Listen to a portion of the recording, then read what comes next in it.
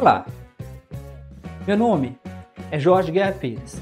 Eu sou doutor em Engenharia da Informação, focado em Bioinformática. Ultimamente, eu tenho escrito vários livros. Eu decidi dedicar parte desses livros ao conceito de divulgação científica. Então, neste podcast, você vai ver vários episódios sobre assuntos bem variados. Esses assuntos envolvem política, religião, e todos eles tentam trazer a ciência para um público geral. Meu desafio é transformar aquilo que é acadêmico em algo popular. Por isso, em um dos projetos relacionados, eu chamo de Ciência Popular, que é o nome do site que está conectado a esse podcast. E outros vários projetos como no YouTube. Então, você é convidado a compartilhar, a deixar as pessoas saberem desse projeto e que possamos alcançar um número máximo de pessoas. Então, boa experiência e bom aprendizado. Olá!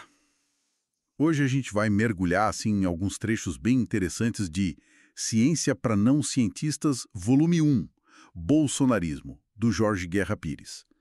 A obra basicamente se propõe a ser um guia para o pensamento racional. Isso num mundo que o autor descreve como cada vez mais irracional. E ele usa o bolsonarismo como um estudo de caso central do que ele chama de estupidez coletiva. Vamos tentar entender melhor isso aí. Exato. O livro busca analisar esses fenômenos políticos, sabe? Olhando para a desinformação, para os nossos atalhos mentais, os vieses cognitivos, que todo mundo tem um pouco, e também para essa interseção forte que a gente vê no Brasil entre política e certas visões religiosas. Um ponto bem central, assim, que o autor explora, é uma comparação que ele faz do bolsonarismo com características de movimentos religiosos. Ele aplica para o contexto cristão aqui no Brasil uns paralelos que ele tira de observações sobre o islamismo, por exemplo. É uma análise bem específica. E ele traz exemplos fortes, para mostrar essa irracionalidade que ele aponta. Tem um caso que ele cita que ficou bem conhecido, aquela mobilização online contra uma suposta nomeação do Paulo Freire para ministro da Educação. Sendo que o Paulo Freire já tinha falecido há anos. Isso, parece que ilustra bem o poder da desinformação, né? Tem até uma citação no livro que atribui ao Mark Twain, que é mais ou menos assim: é mais fácil enganar as pessoas do que convencê-las de que foram enganadas. Puxa, faz pensar. Com certeza. E o interessante na análise do livro é como ele sugere que a eficácia dessas fake news, tá muito ligada à nossa forma de pensar.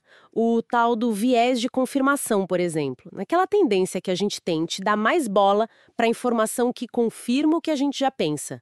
Isso é descrito como um motor bem potente. O autor também cita o Gessé Souza, que aponta que algumas táticas políticas focam mais em dar um inimigo para a galera odiar do que em, de fato, propor soluções. E essa ideia do inimigo, pelo que o livro argumenta, parece que se conecta com essa fusão que ele vê entre o bolsonarismo e uma certa visão do cristianismo.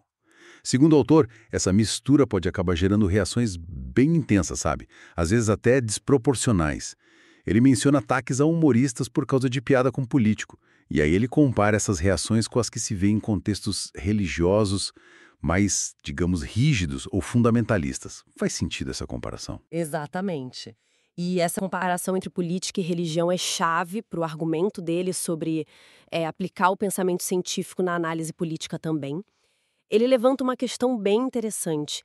Por que tanta gente se sente à vontade para ter opinião formada sobre política, que é super complexa, mas não opinaria com a mesma segurança sobre, física quântica? A sugestão dele é que a complexidade da política muitas vezes é bem subestimada. Isso me lembra a crítica que o livro faz sobre como as evidências são distorcidas ou, às vezes, simplesmente ignoradas, no debate. Ele usa o exemplo das alegações de fraude nas urnas eletrônicas em 2022. O argumento do livro é que essas alegações, não tinham provas concretas e ignoravam análises técnicas e estatísticas. Como que o pensamento científico entra aí na visão dele? Então, o livro liga isso a conceitos da psicologia, como a dissonância cognitiva. Sabe, aquele desconforto que dá quando a gente tem crenças que se contradizem? Ele dá o exemplo de religiosos que condenam certas coisas baseadas na Bíblia, mas aí ignoram outras proibições do mesmo texto, tipo restrição de comida, de roupa, ou até justificam violência. É como se houvesse uma seleção do que seguir, né? Para manter a coerência interna ali do grupo, da crença, mesmo que não faça muito sentido olhando de fora. Entendi. É quase uma escolha do que vale e o que não vale para não ter que lidar com a contradição. Isso. E para explicar a rapidez, a intensidade de muitas reações na política, o autor usa a teoria lá do Daniel Kahneman dos sistemas de pensamento. O sistema 1, que é rápido, intuitivo, emocional. E o sistema 2, mais lento, analítico, racional.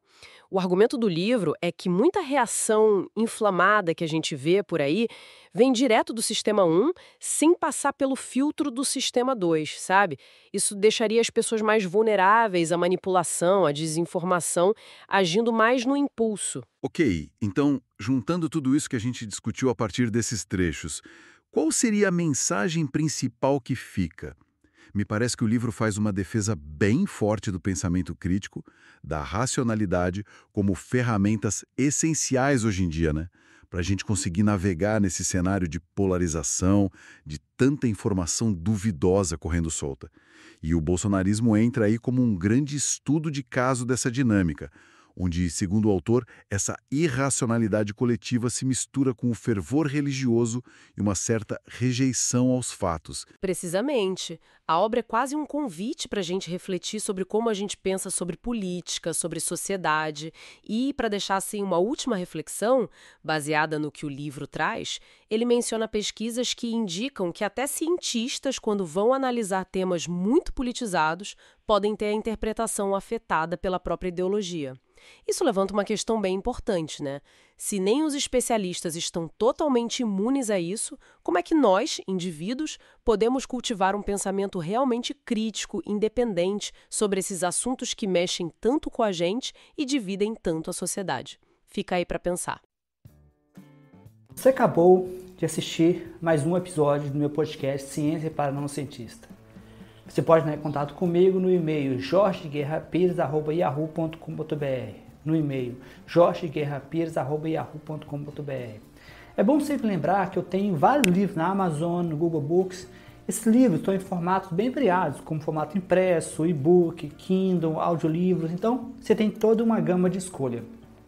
Existe sempre a opção de fazer uma doação, oferecer um suporte para que eu possa manter o podcast em versão premium e possa manter os episódios por um período maior do que 3 meses, ou até mesmo deixar vários episódios maior do que 2 horas por mês, que é o meu limite. Então, eu te convido a fazer doações para o e-mail, o mesmo e-mail que eu falei anteriormente, que é jorgeguerrapires@yahoo.com.br, jorgeguerrapires@yahoo.com.br. Então, muito obrigado e continue no podcast para ver os próximos episódios e não deixe de compartilhar com seus amigos, com pessoas que possam se interessar. Um grande abraço, até mais, Jorge.